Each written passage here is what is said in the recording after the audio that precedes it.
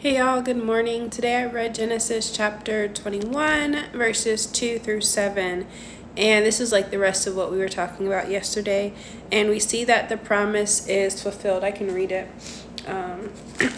I flip back to the original promise. Hello.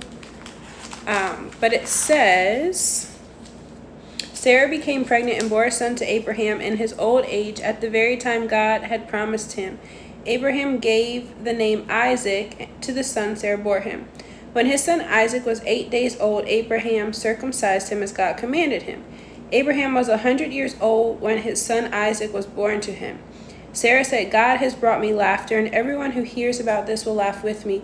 And she added, who would have said to Abraham that Sarah would nurse children? Yet I have borne him a son in his old age. Hey, y'all.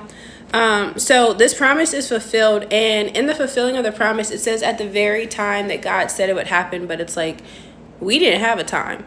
But we have to understand and remember that for all of the promises that God makes to us, all of the things that he tells us about, all the details are already fixed.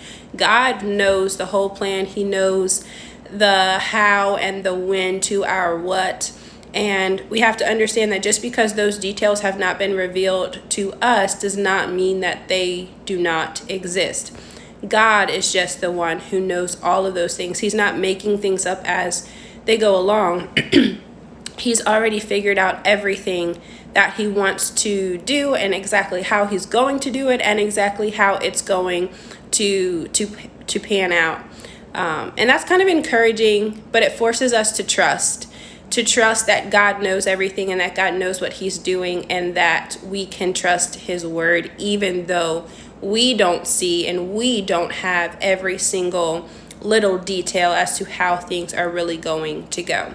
And then they named the son Isaac, which means he laughs. And I think it's interesting because we do have those things where sometimes it's just like you just have to laugh. But this isn't the same laugh as this is preposterous and ridiculous. What are you thinking? This is a laugh like, how could I think this wouldn't happen? Like, don't I know, don't I remember, don't I understand who God is? Like, silly me for doubting, silly me for not trusting, silly me for thinking that God had forgotten about me. This is more so, in my mind, that kind of laugh, like I can't believe that God really did this thing. It's a joyous laugh. I would say it could even count as praise a little bit, like, wow, God, you proved me wrong. Like, wow, God, you really are faithful.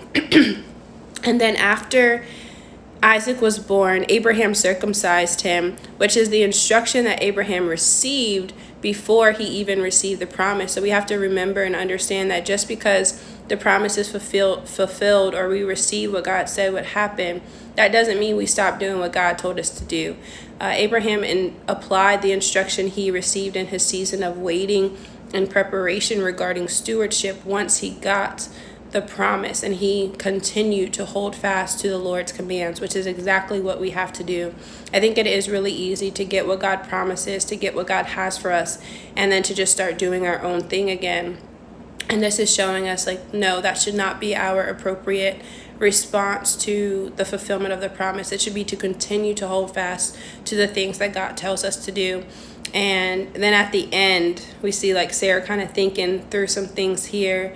And we see that God really ended up doing what man would have not thought possible. And the truth is that God wants to use all of us to do things that man would not think possible, that man would not form their mouths to say or to speak.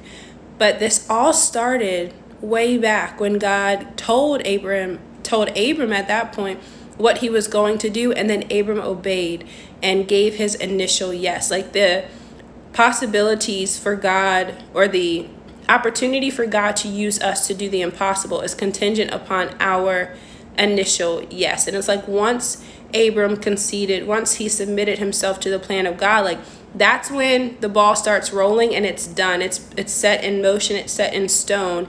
And then we see how all of these things play out. And they got to see that when Abraham was 100 years old, the promise was fulfilled, and that is worth praising God about, because there are promises that he wants to fulfill in our life as well. We just need to stay encouraged that although we don't know the details, they do exist, and we just need to hold fast, to trust to God, and watch him lay it out. Watch him reveal and unroll everything that's going to happen in our life. And let's continue to give him our yes, so that he can do those impossible things through us. You guys have a great day today.